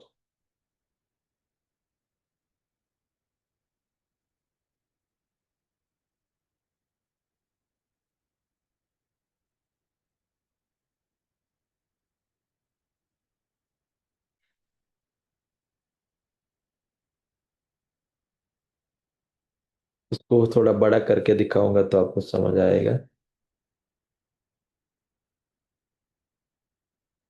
बहुत कम चलता है ये, बट है तो समझना चाहिए। हाँ, तो ये देखो, इंस्टेंट स्टोर फ्रंट कुछ ऐसा दिखता है इंस्टेंट एक्सपीरियंस पे। ओके, और यहाँ पे जब क्लाइंट क्लिक करता है तो वो आपके स्टोर को घर बैठे बैठे एक्सपीरियंस कर लेता है। इंस्टेंट एक्सपीरियंस में ये लोग ना पता है वो गूगल्स लेके आए हैं, 3D, 3D तो नहीं बोल सकते, बट वो गूगल्स पहन लेते हो, गूगल्स की स्क्रीन पे आपको कुछ कुछ तो दिखता है। वो एप्पल का भी आता है, वो भी फेसबुक ने भी लॉन्च किया है, $799 का है। किसी ने देखा है वो रेबन, रेबन फेसबुक ग्लासेस? ये ना इसके लिए बनाया है इन्होंने,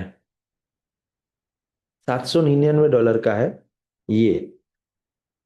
इस पे ना इंस्टेंट एक्सपीरियंस बहुत मस्त दिखता है। हाँ, it's kind of V R, हाँ, वर्चुअल रियलिटी। हाँ, रेबन मेटा ग्लासेस, यस, यही है वो, रेबन मेटा ग्लासेस। ये Gen 2 अभी इन्होंने लॉन्च किया है नया। So let's say I like this design, let's see. इसका कुछ $799 था price. Not sold in your region, okay, मतलब ये इंडिया में अभी नहीं मिल रहा है, बट इंटरनेशनल लोग लेके आ रहे हैं, और ये 799 का आता है, इतना मुझे पता है। मेरे पास नहीं है, बट मेरे एक दोस्त के पास है जो बाहर से लेके आया है, जामनगर में ही रहता है।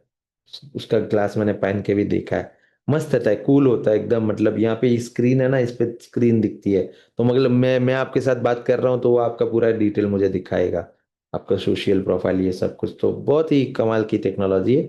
थोड़ी बल्कि है अभी, बट फ्यूचर में may be it will be better.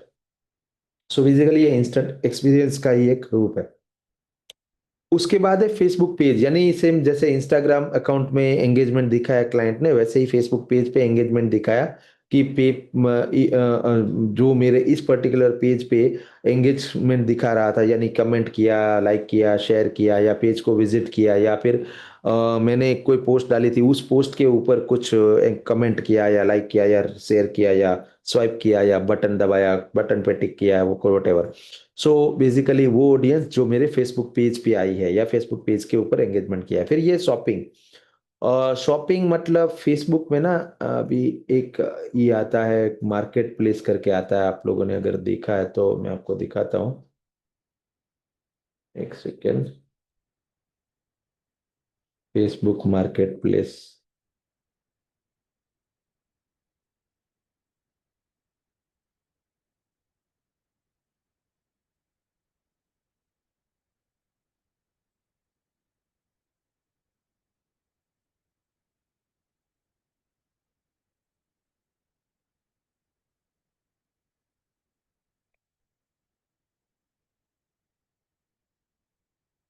ये है मार्केट प्लेस।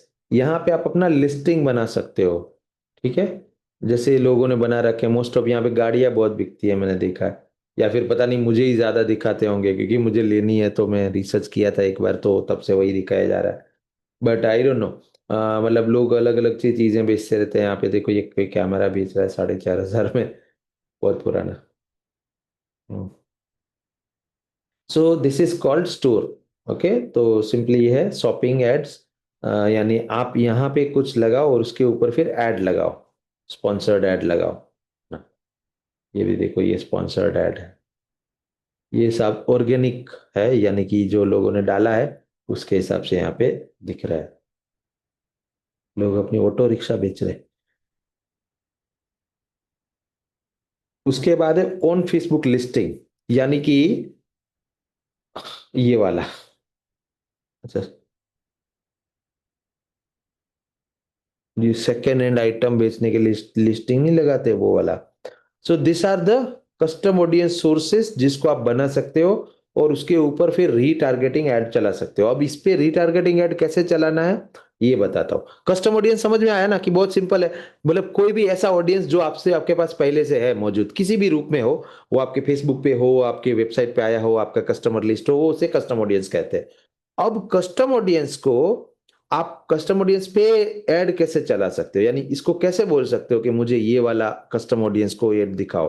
तो उसके लिए यहाँ पे कस्टम ऑडियंस को सर्च करना रहता है, जैसे कि ये वाला मैंने सिलेक्ट किया। अब ये क्या करेगा, मेरी स्पेसिफिकली इसी को ऐड दिखाएगा, इसी को ऐड दिखाएगा, ये स्पेसिफिक ऑडियंस को ऐड दिखाएगा।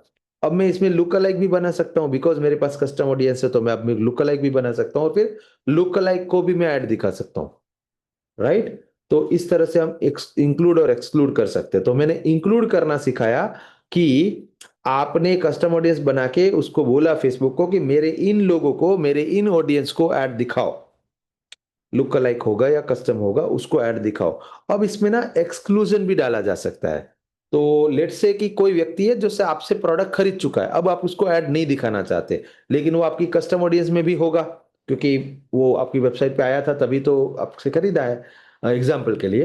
तो इसके लिए आप उसको एक्सक्लूजन लगा के वहां पे भी कस्टम ऑडियंस को एक्सक्लूड कर सकते हो कि people who have done this, मतलब जिसने ये वाला प्रोडक्ट खरीद लिया है मेरे से, उसको मैं एक्सक्लूड करना चाहता हूं। एक्सक्लूड मतलब माइनस करना, ओके। तो आप अब एकदम लेजर फोकस टारगेटेड ऐड चला रहे हो, कि जहां पे आप स्पेसिफिकली बोल रहे हो कि इनको ऐड दिखाओ और इनको ऐड नहीं दिखाओ, ठीक है। सो दैट इज इट दोस्तों, आज के लिए मेरी साइड से। आई होप मजा आया होगा आज के सेशन में, आपको कुछ नया चीज सीखने मिला होगा। इसकी प्रैक्टिस करना, एक बार खुद जाके खोल के देखना कि क्या क्या फंक्शनलिटीज है वहां पे, ठीक है ना। खुद खोलने से कुछ खराब नहीं हो जाएगा, उसमें ऐसा थोड़ी है कि आपको अभी ऐड चालू करनी है। अभी तो बस जाके बटन दबा के देखना है कि अच्छा ये कस्टम ऑडियंस से क्या कहाँ कहाँ क्या होता है, मैं इसमें वीडियो कोड सिलेक्ट करता हूँ तो क्या क्या ऑप्शन मिलता है। प्रैक्टिस ही इसको आपको परफेक्ट बनाएगा, क्योंकि ना ये हर बार बदलते रहता है। मैं भी जब 2 महीने बाद खोलता हूँ कुछ, तो मुझे को भी नया लगता है कि इसमें कुछ नया आ गया अभी, और 2 महीने में कुछ तो नया आ जाता है, ठीक है। अब हम आपको अनम्यूट करने का ऑप्शन खोल रहे हैं। आपको किसी को क्वेश्चन है तो हैंड रेज कीजिए, और हैंड रेज करने के बाद हम आपका नाम लेंगे, उसके बाद आप अनम्यूट करके अपना सवाल पूछ सकते हैं। यस सोनल जी। सर, कस्टम ऑडियंस में अलग अलग शीट बनाने लगे है ना, मीन्स अलग अलग शीट बनानी है, यस। हाँ। और suppose customer not on website, not any other through other media through, so also have to तो हैव उसमें एक्सेल बना दो, एक्सेल बना दो मैडम। मान लो कि कस्टमर ऑफलाइन में आया था, यानी आपका शोरूम है और कस्टमर शोरूम पे आया था, तो आपने इंक्वायरी तो नोट किया ही होगा, आपके सेल्समैन ने उसका नाम नंबर वगैरह तो लिया ही होगा। तो बस उसका एक्सेल सीट बना दो, उसका CSV फाइल बना दो, उसका गूगल शीट बना के उसका CSV फाइल डाउनलोड कर लो, जो भी करना है, एक्सेल करो कि गूगल शीट करो, दोनों बातें एक ही होती है, ठीक है ना। और फिर उसको यहाँ पे डाल दो कस्टमर लिस्ट के अंदर, लेकिन उसमें वैल्यू को इंक्लूड मत करना। उसमें वो पूछा था ना उसने सवाल कि do you have value column, तो हम बोलेंगे नो, वैल्यू कॉलम में हमको कुछ नहीं लिखना है। यानी कि ये वो लोग थे जो शोरूम पे आए तो थे, लेकिन हमसे कुछ खरीदा नहीं था, वापिस चले गए थे ऐसे ही। तो अब शोरूम विजिटर्स को आप ऐड दिखा सकते हो वापिस, ठीक है। हाँ, और कोई सवाल? एक मिनट सर, हाँ जी। ये इनडायरेक्ट विदाउट विद ऑफलाइन आया था ना कस्टमर, तो उसको अलग शीट बनाओ उन्होंने, तो हाँ, उसको अलग शीट बनाने हाँ का, पर एक्सक्लूजन में रखने का पड़ेगा ना, एक्सक्लूज करना है। एक्सेल तो बना के रखना पड़ेगा नहीं मैडम, नहीं, उसके एक्सेल अलावा तो कोई। में एक्सक्लूड करना पड़ेगा ना, इसको एक्सक्लूड करके कि उसको हाँ मेरी ऐड नहीं बेसिकली दिखे। गूगल शीट, नहीं नहीं नहीं, ऐसा नहीं है मैडम कि इसको अब मेरी ऐड नहीं दिखानी है। वो तो आपके प्रोडक्ट पे डिपेंड करता है ना। मान लीजिए आपका प्रोडक्ट ऐसा है जिसमें कस्टमर के पीछे पड़ने से ही कस्टमर प्रोडक्ट खरीदता है, एक बार आके गया तो नहीं खरीदता है, मतलब उसको फिर से पढ़ना पड़ेगा। जैसे मान लो ये फेना ही लेना, कितनी बार ऐड दिखाते, अब आपको एक बार दिखा चुके तो अब तो आपको लेना ही चाहिए फेना। लेकिन फेना ही लेना वो रोज दिखाते, ठंडा मतलब कोका कोला रोज दिखाते। तो बेसिकली जो कस्टमर आपके वहां पे आके गया है, इसका मतलब ये नहीं है कि अब इसको ऐड मत दिखाओ। हो सकता है इसी को ऐड दिखाओ क्योंकि वो इंटरेस्ट शो किया था, अब उसके पीछे पड़ जाओ, उसको 4-5 बार ऐड दिखाओगे तो उसको लगेगा यार ब्रांड बड़ी लग रही है, एक बार तो ट्राई करना चाहिए इसका प्रोडक्ट, ठीक है ना। तो हाँ। आप इसको दो धारी तलवार के जैसा यूज कर सकते हो इस कस्टम ऑडियंस को, कि या तो इसको ऐड दिखाओ या तो ना दिखाओ, लेकिन उसका लॉजिक खुद बनाओ कि भाई इसको ऐड दिखाऊंगा तो क्यों दिखाऊंगा और नहीं दिखाऊंगा तो क्यों नहीं दिखाऊंगा। वो लॉजिक क्लियर होना चाहिए। अगर मान लीजिए प्रोडक्ट खरीद चुका है तो भी उसको वापिस ऐड दिखाया जा सकता है। क्यों? पूछो क्यों? क्योंकि आप उसको पूछ सकते हो कि हमारा दूसरा प्रोडक्ट खरीदो, जैसे वो आपसे टीवी खरीद के गया था, अब वो रेफ्रिजरेटर खरीदेगा ना, अब वो एसी खरीदेगा। मान लो आपका इलेक्ट्रॉनिक्स का बिजनेस होता है तो एग्जाम्पल, ठीक है। जैसे मान लो आपका ना फैंसी कैंडल्स का बिजनेस है, जिसमें आप बहुत अलग अलग शेप्स के कैंडल्स बेचते हो, मान लो एग्जाम्पल के लिए। तो उस कैंडल्स में कोई बंदा कैंडल्स लेके गया है, अब उसको दोबारा ऐड दिखानी चाहिए कि नहीं दिखानी चाहिए? ऑफ कोर्स दिखानी चाहिए, क्योंकि कैंडल्स खत्म भी तो हो जाती है। अभी कैंडल्स जिंदगी भर थोड़ी चलेगी उसके घर पे, वो बार बार खरीदता रहेगा ना कैंडल्स कि और सपोज वो उसको, ऑफलाइन कस्टमर हो तो सर? तो उसको बना दो ना, लिस्ट बना दो, उसका सीएसवी फाइल बना दो, अभी अभी तो बोला, और हाँ, सीएसवी और फाइल बना के डाल दो इधर। ओके, और इसको एक्सक्लूड में रखने का ना? नहीं। उसको एक्सेल फाइल बना दो सीएसवी फॉर्मेट में, या हाँ। फिर उसका गूगल शीट बना दो, जो भी आपको अच्छा लगे। मुझे गूगल शीट अच्छा लगता है, मैं गूगल शीट बनाता हूं। आप अपना जो अच्छा लगे बनाओ, कोई फर्क नहीं पड़ता। बेसिकली एक ऐसा कॉलम कॉलम सा होता है, सेल्स होते हैं जहां पे, उसे एक्सेल शीट या तो गूगल शीट बोलते हैं, उसमें उस कस्टमर का डेटा को रखो। मोस्टली आपके अगर प्रोडक्ट लेके गया है आपके पास से, तो भी आपके बिलिंग सॉफ्टवेयर में भी तो होगा उसका नाम नंबर वगैरह, राइट? तो ऑफलाइन है, उससे भी आप, ऑफलाइन है, जहां पे आपको बिल बनाया होगा तो बिल में नंबर होगा, तो उसका आप एक्सेल एक्सपोर्ट करके रख लो, और फिर इसमें फेसबुक पे आके डाल दो, और फेसबुक को बोलो कि ये मेरे वो ऑडियंस है जो मेरे से एक आइटम लेके गए हैं, और मेरे को इसका कस्टम ऑडियंस बना के दो। वो कस्टम ऑडियंस बना के देगा। उसके बाद उस कस्टम ऑडियंस को इंक्लूड करना है कि एक्सक्लूड करना है, वो बाद में सोचो। पहले कस्टम ऑडियंस डाल के रखो इधर, फिर ओके ऐड ओके। लगाते समय सोचो कि अच्छा, मेरे को वो लोगों को ऐड दिखानी चाहिए ये वाली जो ये आइटम लेके गए हैं, या मेरे को ये आइटम वाली आइटम जो लेके गए हैं उसको एक्सक्लूड कर देना चाहिए, क्योंकि वो तो अभी अभी खरीदा है, और मेरा जो प्रोडक्ट है वो लॉन्ग लास्टिंग प्रोडक्ट है। जैसे मान लो जो मेरे से टीवी लेके गया है, अब मैं उसको दूसरे दिन टीवी का ऐड दिखाऊं, लॉजिक नहीं बनता ना, क्योंकि टीवी कोई रोज नहीं खरीदता, राइट? हम्म। तो टीवी 2 5 10 साल बाद खरीदेगा, तो मैं उसको कस्टम ऑडियंस बना के रखा है जिसको मैं अगले साल, 2 साल बाद, 5 साल बाद यूज कर पाऊंगा।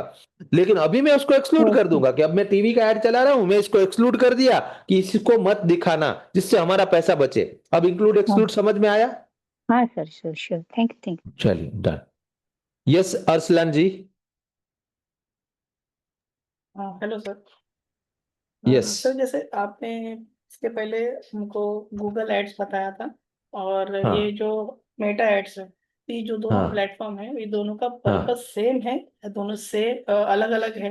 यानी कि हमारे पास चॉइस है, अगर सेम पर्पस है तो हमारे पास चॉइस है, हम कोई भी एक यूज कर सकते हैं, या फिर दोनों प्लेटफॉर्म अलग अलग जगह पर एड्स दिखाने के लिए काम आते हैं? मतलब थोड़ा सा कंफ्यूजन हो रहा था मुझे।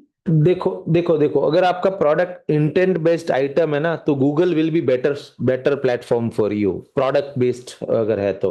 अगर आपको बजट कम है तो Facebook will be better for you. अगर आप अभी शुरुआत ही कर रहे हो एड्स की दुनिया में, तो Facebook will be better for you. अगर आपकी प्रोडक्ट सर्विस है, यानी कि जो आप बेच रहे हो वो सर्विस सर्विस प्रोडक्ट है, तो भी फेसबुक से शुरुआत कर सकते हो। अगर दोनों को बोलो तो दोनों का, आपने जो स्पेसिफिक वर्ड यूज किया कि दोनों का पर्पस सेम ही है, दोनों का पर्पस है आपका धंधा बढ़ाना। इन सब का पर्पस सिर्फ एक ही है कि आपका बिजनेस बढ़ाना, ठीक है? आपको ज्यादा कस्टमर लेके आना, आपके पास ज्यादा कस्टमर को लेके आना, और आपका प्रोडक्ट का बिक्री बढ़ाना, जो चाहे प्रोडक्ट हो या सर्विस हो या सॉफ्टवेयर हो, कुछ भी हो, कुछ ना कुछ तो आप बेच ही रहे हैं, राइट? कोई ना कोई, दुनिया पूरी बिक्री पे ही चल रही है, राइट? तो एडवर्टीजमेंट प्लेटफॉर्म, चाहे वो ट्विटर हो, चाहे वो गूगल हो, चाहे वो लिंक्डइन हो, चाहे वो फेसबुक हो, चाहे वो टिकटॉक हो, या कोई और हो, ठीक है? एडवर्टीजमेंट प्लेटफॉर्म का पर्पस तो एक ही है, बिजनेस को बढ़ाना। लेकिन आपको कौन सा प्लेटफॉर्म पे ऐड करना चाहिए, वो डिपेंड करता है बहुत सारे और फैक्टर्स पे, जैसे कि आपके बजट पे। अब मान लो गूगल पे ऐड चलाना है ना, तो गूगल पे बकायदा 10 गुना बजट लगेगा। जैसे इसमें 100 रुपए में भी ऐड हो जाएगा, गूगल पे 1000 रुपए के नीचे तो बात ही नहीं होती। तो 10 गुना महंगा अगर आपको परवड़ता है, मतलब आप जिसके लिए भी ऐड चला रहे हो उसको परवड़ता है, या आपकी कंपनी में आपके पास है उतना बजट, इतना पॉकेट है आपके पास, पॉकेट में दम है, तो आप गूगल ऐड कर सकते हो। इट इज बेटर ऐड, मतलब अगर आप दोनों में बोलोगे कि कौन सा बेटर प्लेटफॉर्म है, तो Google is better platform for advertisements, because of वहां पे ना इंटेंट बेस्ड ऑडियंस मिलती है। यहाँ पे इंटरेस्ट, जिसको जिन्होंने प्रोडक्ट खरीदने में इंटरेस्ट दिखाया वैसी ऑडियंस मिलती है। मतलब कि गूगल पे बंदा जाके सर्च कर रहा है, जैसे मेरे को मान लो मेरे बच्चे के लिए कपड़े खरीदने हैं, तो मैं कहाँ जाऊंगा? मैं फेसबुक पे जाके थोड़ी सर्च करूंगा कि kids clothes for 10 year boy, ऐसा नहीं करूंगा ना। मैं कहां जाऊंगा, मैं गूगल पे जाऊंगा और वहां पे सर्च करूंगा। तो गूगल, अगर मुझे 10 साल के बच्चे के लिए जो कपड़े हैं, दिवाली आ रही है तो मुझे कपड़े खरीदने हैं, तो मुझे अभी कपड़े वाला बात याद आया। तो कपड़े का जो मेरा इंटेंट है, मेरा खरीद करने का मेरा इरादा है, तो इसके लिए गूगल एड्स से जो भी गूगल एड्स पे मुझे कपड़ों की एड दिखाएगा, उसके कपड़े बिकने के चांस ज्यादा है। इसका मतलब ये नहीं है कि फेसबुक पे कम है, बट फेसबुक पे मैं गया था कपड़े खरीदने नहीं, मैं एंटरटेनमेंट लेने गया था, मैं तो रील्स देखने गया था। अब मुझे बीच में कहीं वो कपड़ों की एड दिख गई, तो वो मैं इंटरप्ट हुआ। क्या हुआ, मैं एंटरटेनमेंट ले रहा था और मुझे इंटरप्ट किया। इंटरप्ट करना मतलब कि खलेल पहुंचाना, यानी कि मुझे रोकना, मैं जो कर रहा था उससे रोकना। तो मैं क्या कर रहा था, मैं एंटरटेनमेंट ले रहा था, मैं रील्स देख रहा था, हंस रहा था, कॉमेडी देख रहा था, और उसके बीच में ऐड आ गई। तो ये बहुत बड़ा फर्क है गूगल और फेसबुक में, कि फेसबुक पे इंटरप्ट बेस्ड ऑडियंस मिलती है, जिसको आप इंटरप्ट करते हो, जिसकी लाइफ में खलल पहुंचा के उसको खींच के लाते हो अपनी वेबसाइट पे या अपने फॉर्म पे या अपने व्हाट्सएप पे या कहां पे भी। और गूगल पे इंटरेस्ट बेस्ड ऑडियंस होती है। इंटरेस्ट मतलब जिन्होंने अपना इंटेंट दिखाया है कुछ खरीदने का, इरादा दिखाया है कुछ खरीदने का। तो जिसका इरादा है खरीदने का, उसका खरीदने का चांस बहुत ज्यादा है ना। मान लो मैं ढूंढ रहा हूं कि Bali Bali tour package for family example. तो अब मेरा इरादा है ना, मेरे को बाली जाने का है इस दिवाली या दिवाली के बाद के वेकेशन में। तो मेरा इरादा है बाली जाने का। तो गूगल पे अगर मैं जाऊंगा और मैं देखूंगा, तो मैं हो सकता है किसी का पैकेज बुक कर लूं, किसी का ट्रैवल पैकेज बुक कर लूं। फेसबुक पे भी बाली का ऐड दिखाया जा सकता है, लेकिन फेसबुक पे मैं कोई ऐसा सोच के नहीं गया था आज कि मैं फेसबुक खोलूंगा फिर मेरे को बाली मिलेगा तो मैं टिकट बुक कर दूंगा, समझे। वहां पे तो मैं कुछ एंटरटेनमेंट लेने गया था as a consumer of the Facebook. मेरे को इंटरप्ट किया आपकी ऐड ने बाली का ऐड दिखा के। आई होप आपको समझ आ गया अरसलान जी, ये हाँ दोनों सर, प्लेटफॉर्म समझ में क्या सबसे बड़ा फर्क है। तो ये दोनों प्लेटफॉर्म का हाँ पर्पस तो हालांकि एक ही है, लेकिन दोनों प्लेटफॉर्म थोड़ा अलग तरीके से काम करते हैं, क्योंकि दोनों प्लेटफॉर्म का लोगों के नजरिया अलग है। जैसे फेसबुक पे कोई ऐसा सोच के कभी नहीं जाता कि आज फेसबुक पे जाऊंगा, ऐड देखूंगा और फिर खरीदारी करूंगा, कभी कोई ऐसा सोच के नहीं जाता। लेकिन गूगल पे लोग ऐसा सोच के जाते हैं कि आज मैं गूगल पे जाऊंगा, ऐड मतलब सर्च करूंगा, फिर कुछ खरीदूंगा। गूगल पे ऐसा होता है, गूगल पे इंटेंट होता है खरीदारी का, तो इसके लिए गूगल 10 गुना महंगा है। ठीक है, ओके। चलिए। और सर अगर ऐसा बोले तो करेक्ट रहेगा क्या कि गूगल एड्स और मेटा एड्स में से गूगल एड्स पे ज्यादा ऐसे क्लाइंट मिलेंगे जिनको नीड है और हम बराबर उनको वो प्रोवाइड कर सकते हैं नीड के एग्जैक्टली ऐसा अकॉर्डिंग। हो सकता, ऐसा कह सकते हो आप। लेकिन अगेन इसमें बात ये है ना भैया, 10 गुना महंगा भी तो है। अब मान लो आपका प्रोडक्ट बहुत सस्ता है, आपका मार्जिन ही नहीं है गूगल एड जितना, मान लो, तो क्या करोगे हाँ आप। अब 200 रुपए की चीज बेच रहे हो, 20 रुपए आपका प्रॉफिट है। अब आपको एक कस्टमर लाने में मान लो 1000 रुपया खर्चा आ रहा है, परवड़ेगा क्या आपको। नहीं बराबर।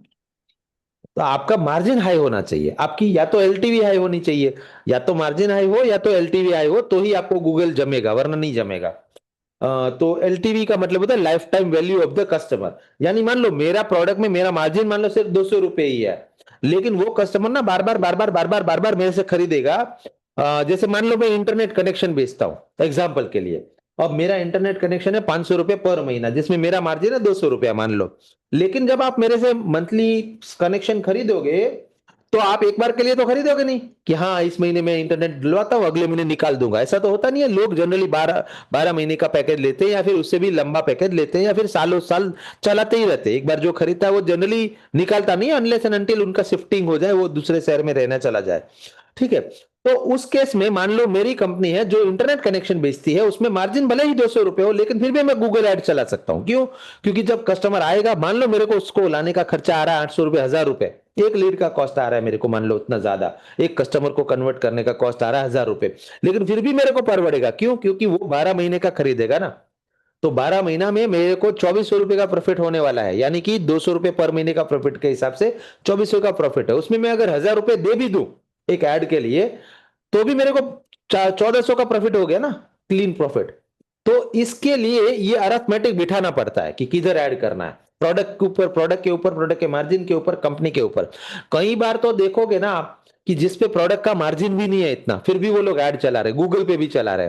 तो उसमें अरिथमेटिक ये चलता है दोस्तों दुनिया में, इसको बोलते हैं आईपीओ अरिथमेटिक। यानी वो लोग पब्लिक का पैसा जलाते हैं, इन्वेस्टर्स का, एंजल इन्वेस्टर्स का पैसा जलाते हैं। Let me give you an example, ठीक है।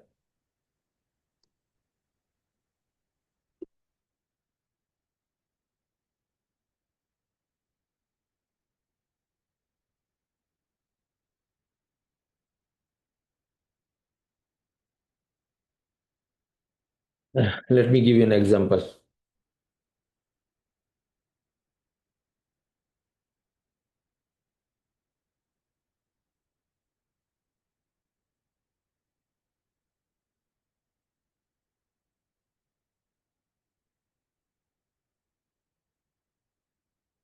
अब मान लो ये एक कंपनी है, नाम सुना होगा आप सब लोगों ने, फ्लिपकार्ट सुना है ना नाम, फ्लिपकार्ट।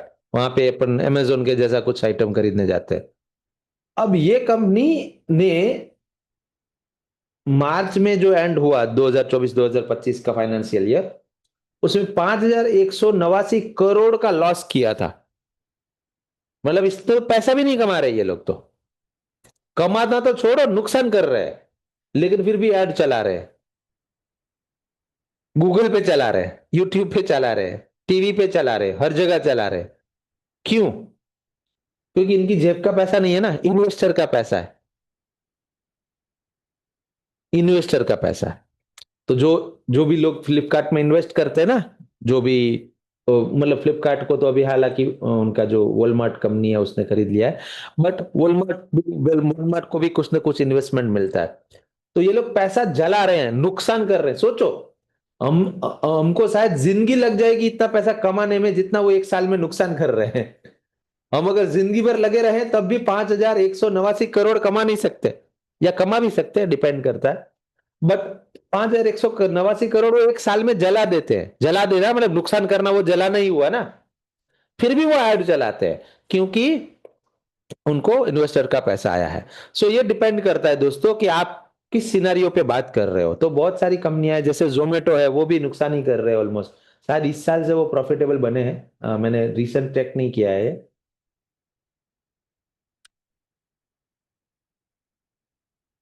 हाँ जी, अब अगला क्वेश्चन है सोनल जी, ये अपना सवाल पूछ सकते हैं सोनल जी। सर इन फ्यूचर में मीन्स एक कोई गूगल एड रन करे, कुछ प्रॉब्लम हो तो ग्रुप में डाल स्क्रीनशॉट डाल सकते हैं ना? हाँ हाँ बिल्कुल डालिए, ओके। यस और डाल क्वेश्चन सकते हैं। सर, हाँ जी, सॉरी सर, गूगल में कस्टम ऑडियंस होता है, मैं सॉरी मीन्स एक्सक्लूड इंक्लूड करने का भी उसमें भी होता है? मतलब समझा नहीं मैं। ओके, कुछ नहीं, पहले स्टडी करोगी बाद में कुछ मतलब प्रॉब्लम आपका है। शायद क्वेश्चन ये है सर कि आई गूगल थिंक पे भी ऐसा हो सकता आपका है। क्वेश्चन एंड्रॉयड और आईओएस से रिलेटेड है। इसीलिए मैंने नहीं समझा। वो शायद ये पूछ रहे थे कि गूगल पे भी ऐसा इंक्लूड एक्सक्लूड का ऑप्शन होता है क्या। तो जवाब है हाँ, गूगल एड्स पे भी ऐसा ही होता है। वहां पे भी आप अपना कस्टम ऑडियंस बना सकते हो, वहां पे भी आप इंक्लूड कर सकते हो, एक्सक्लूड कर सकते हो अपनी ऑडियंस को। और एंड्रॉयड और आईओएस को लेके क्वेश्चन है तो हाँ, गूगल पे भी ऐसा होता है कि आप स्पेसिफिक ऑडियंस को टारगेट कर सकते हो। जैसे कि मैं उन्हीं लोगों को ऐड दिखाना चाहता हूँ जिनके पास आईफोन है, या मैं ये उन्हीं लोगों को ऐड दिखाना चाहता हूँ जो एंड्रॉयड यूजर्स हैं, एंड सो ऑन, इस तरह से। ठीक है, हाँ, क्लियर सर, थैंक यू।